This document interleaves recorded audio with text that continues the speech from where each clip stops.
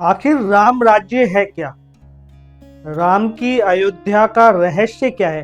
क्या आप चाहोगे कि आपके जीवन में और आज के समय में चारों तरफ राम राज्य हो? इसको राजनीतिक रूप में मत देखना और ना ही राजनीतिक दृष्टिकोण से देखना है।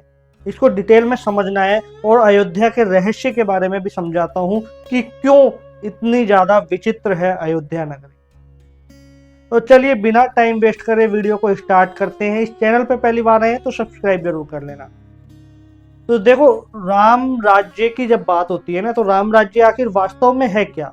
क्या राम राज्य का अर्थ ये है कि भगवान श्री राम का समय आ जाए, उसकी तरह ही जीवन चलने लगे, या कोई पुराना जो लो था वो चलने लगे? नहीं, राम राज्य का अर्थ ये है वास्तव में कि वहां पे पशु को भी न्याय मिले। अगर आप लोगों ने रामायण पढ़ी है, देखना वाली बात नहीं कर रहा, टीवी सीरियल वाली पढ़ी है, या आप राम के चरित्र के बारे में जानते हैं, उनके चरित्र को पढ़ते हैं, तो आपको समझ में आएगा। एक कथा आती है बहुत सुंदर कि कैसे एक कुकुर यानी एक डॉग जो भगवान राम से जाके न्याय मांगता है और राम उसको न्याय देते हैं। तो आप सोचो, राम राज्य में जो है पशु को भी न्याय मिल रहा है, यही तो राम राज्य है। जो राम अपनी प्रजा के लिए सब कुछ त्यागने को तैयार है, सब कुछ करने को तैयार है, वही तो राम राज्य है। आज हम हमेशा ये सोचते हैं कि हमारा जो लीडर हो, जो नेता हो, वो ऐसा हो जो अपनी जनता के लिए कार्य करे, अपनी जनता के हित में सोचे। हम लोग सब लोग चाहते हैं ना, तो यही तो राम राज्य है। जैसा आपको बताया जाता है ना कि राम राज्य ये है वो है, कुछ सो कॉल्ड कथावाचकों द्वारा या कुछ पॉलिटिशियंस के द्वारा, उन सबको छोड़ दो। वो सब केवल राजनीतिक प्रोपेगेंडा चलाते हैं और अपनी अपनी रोटी सब व्यक्ति सेकने की कोशिश करता रहता है। तो वास्तविकता में राम राज्य क्या है? जहां पशु को भी न्याय मिले, जहां कोई भेदभाव ना हो, जहां कोई ऊंच नीच ना हो। अब इस बात पे लोग बोलेंगे नहीं, शंभू वाली कथा कैसे भूल गए तुम? तो मेरे दोस्त, मैं आपको बताऊं, जो शंभू की कथा थी कि राम ने एक शूद्र को मारा था क्योंकि वो तपस्या कर रहा था इस कारण, तो वो कथा बाद में ऐड हुई है जो मूल रामायण है उसके अंदर। आपको सोचना पड़ेगा कि राम जिस समय इस धरती पर थे वो समय त्रेता युग था, यानी कि अगर हम कंपेयर करें तो आज से 10-15 हजार साल पहले की बात है ये। उसके बाद भगवान कृष्ण का भी युग आया, उसके बाद बुद्ध और महावीर भी आए, आदि शंकराचार्य भी आए, और उसी समय में आप देखोगे कि मुगल आए। मुगलों ने कितना लंबा शासन किया, अंग्रेजों ने कितना लंबा शासन किया। तो जब भी कोई व्यक्ति किसी जगह शासन करना चाहता है तो सबसे पहले उसकी उस जगह के का जो ज्ञान है, उस जगह की जो नॉलेज है, जो परंपरा है, उसको अपने कंट्रोल में लेता है और अपने हिसाब से उसको बदलता है। क्योंकि जब एक ज्ञान जो होता है, कहते हैं कि एक पेड़ जो होता है, उस पेड़ की जड़ को ही काट दोगे तो पेड़ अपने आप गिर जाएगा। एक पेड़, बड़ा पेड़ है, कोई बड़ का पेड़ है ना, बरगद का पेड़ है। अब बरगद के पेड़ की एक एक टहनी काटोगे तो बहुत समय जाता है ना। या तो उसकी जड़ से उसको नीचे से काट दो, लेकिन अगर उससे काटोगे तो हो सकता है वो पेड़ हमारे पे गिर जाए। तो वो ऐसा ही है, यदि जो मुगल आए, जो अंग्रेज आए, जिन्होंने शासन करना चाहा, यदि वो एकदम से कुछ करते तो विद्रोह हो जाता। ठीक है, तो उन्होंने क्या किया, उस बड़ के पेड़ की जड़ के अंदर एसिड डाल दिया। तो एसिड डालने से क्या हो गया, जड़ें कमजोर होती चली गई, पेड़ अपने आप गिर गया, कुछ करने की जरूरत ही नहीं पड़ी, ना कोई मेहनत करने की जरूरत पड़ी। इसी कारण जो मुगल और जो अंग्रेज आए थे, या जो हमारे भारत के ही कुछ ऐसे सो कॉल्ड लोग थे जो चाहते थे कि हम अपने ही जो साथ वाले हैं उनके ऊपर राज करें, उन्होंने सबने मिलके मैं बात बता रहा हूँ, ऐसा नहीं है कि हाँ हर एक व्यक्ति ने ही ये काम किया है, लेकिन हाँ कुछ जो असामाजिक तत्व हैं उन्होंने मिलकर मुगलों से और अंग्रेजों से हमारे धर्म ग्रंथों में अलग अलग चीजें मिलाने लग गए, अलग अलग चीजें ऐड करने लग गए। इस कारण आज लोग भ्रमित हैं, लोग तुरंत क्वेश्चन मार्क लगा देते हैं कि रामचरितमानस में ये लिखा है, उस पुस्तक में ये लिखा है, उस पुस्तक में ये लिखा है। ऐसा नहीं है। राम राज्य वो है जिसमें पशु को भी न्याय मिले, कोई ऊंच नीच ना हो, कोई बड़ा छोटा ना हो, सब समान हो, और एक ऐसा राजा हो जो केवल प्रजा के हित के बारे में सोचे। यही तो राम राज्य है। अब बात करते हैं अयोध्या नगरी की। तो अयोध्या नगरी आपको पता है, जैसे काशी जो है, भगवान शंकर की जो नगरी है काशी, इस पृथ्वी लोक पे सबसे पहले नगरी बसाई गई थी, ऐसा माना जाता है और ऐसा कई पुराणों में वर्णन भी है। वहीं जो वैष्णव संप्रदाय है वो ये कहता है कि अयोध्या नगरी है वो भी सृष्टि के समय में ही बना दी गई थी, क्योंकि अयोध्या नगरी के जो वर्णन है वो सतयुग में भी आता है, त्रेता युग में भी आता है, द्वापर युग में भी आता है और कलयुग में भी है। तो जहां भगवान श्री राम का जन्म हुआ अयोध्या, एक बात और मैं आपको क्लियर बताऊं, राम का जन्म हुआ, कृष्ण अवतरित हुए, कृष्ण का जन्म नहीं हुआ। राम जन्म लेते हैं, कृष्ण नहीं लेते। अब इसमें भेदभाव क्यों है? लोग जो राम के डिवोटीज हैं वो तुरंत बोलेंगे यार तुमने हमारे राम को ऐसे कैसे बोल दिया। तो देखो, हमें खुले दिमाग से सोचना पड़ेगा।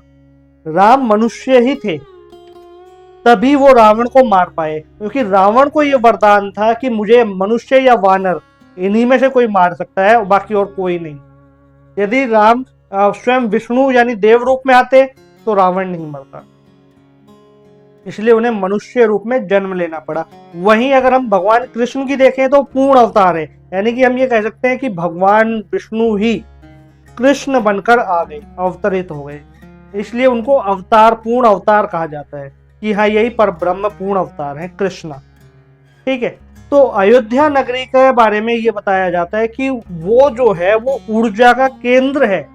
हम कह सकते हैं अयोध्या नगरी के अंदर ऐसी ऊर्जाएं हैं, जैसे जो भगवान राम का भव्य मंदिर बनाया ना, उसमें बताया जाता है कि अब इस मंदिर से पहले मस्जिद थी, ठीक है, मस्जिद से पहले मंदिर था, तो उस मंदिर के नीचे ऐसा बताया जाता है कि जो ऊर्जा का केंद्र है, बिंदु है, और वहीं से ही एक ऐसी एनर्जी निकलती है जो पूरी अयोध्या नगरी को सुरक्षित रखती है। ऐसी चमत्कारी चीजें वहां होती हैं। वहां पे काफी नीचे अयोध्या के अंदर बताया गया है कि एक सुरंग है जहाँ पे भगवान श्री राम के समय के सारे चित्र जो हैं वो बने हुए हैं, कि कैसे राम का जन्म कहाँ पर हुआ था और कैसे उन्होंने रावण को मारा था। जो पूरी रामायण है वो चित्र के रूप में उस सुरंग के अंदर बना रखी है। कुछ लोग जाते भी हैं वहां पे, लेकिन आज के समय में थोड़ा वहां जाना कॉन्ट्रोवर्शियल माना जाता है, इसलिए लोग ज्यादा वहां पे जाते भी नहीं। तो अयोध्या नगरी बहुत विचित्र रही है, ऐसा नहीं है कि ये कोई आम नगरी है, ये बहुत ही विचित्र नगरी है, लेकिन वहां के स्थानीय लोगों ने इसे एक आम नगरी मान लिया। वहां के स्थानीय लोगों ने ये समझ लिया कि यार जैसे और जो दूसरी जगह है और दूसरे स्टेट हैं ऐसे अयोध्या है, लेकिन नहीं, अयोध्या का बहुत बड़ा महत्व है। अयोध्या में जानने वाले दो प्रकार के लोग होते हैं, वहां रहने वाले भी दो प्रकार के लोग होते हैं। एक वो जो ठीक है कोई काम है गए, जैसे एक स्टेट से दूसरे स्टेट चले जाते हैं, ऐसे जाके अयोध्या के अंदर और घूम घाम के आ गए, मंदिर भी चले गए, दर्शन कर आए, ठीक है सब नॉर्मल है, और वापस आ गए।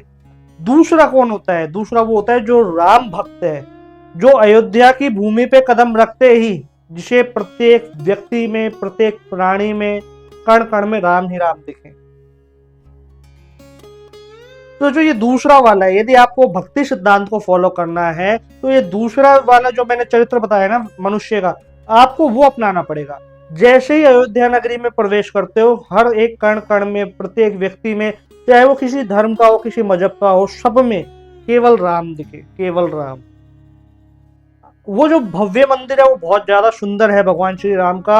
आप लोग वहां जाते हैं तो देखो, ऐसा नहीं है कि घूम के और ऐसे देख दाख के आ गए, ऐसा मत करा करो, कुछ टाइम रुको।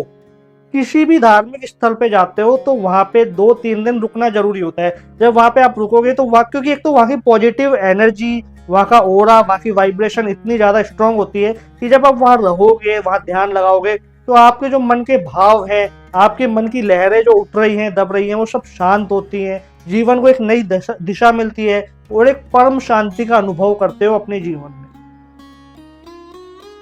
तो राम भी एक बहुत ही अनमोल है, राम की नगरी बहुत अनमोल है, और राम को भी समझना इतना आसान नहीं है। आप उसको दिमाग से नहीं समझ सकते, भक्ति से समझ सकते हो।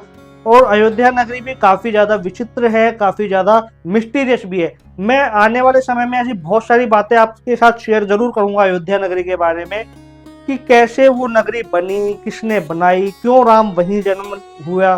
तो यदि आप इस चैनल पे पहली बार आए हैं तो सब्सक्राइब जरूर कर लेना और वीडियो को शेयर ज़्यादा से ज़्यादा करना लोगों तक, ताकि लोगों के पास भी इंफॉर्मेशन पहुंचे कि राम की नगरी राम की तरह ही बहुत ही ज्यादा महत्वपूर्ण है।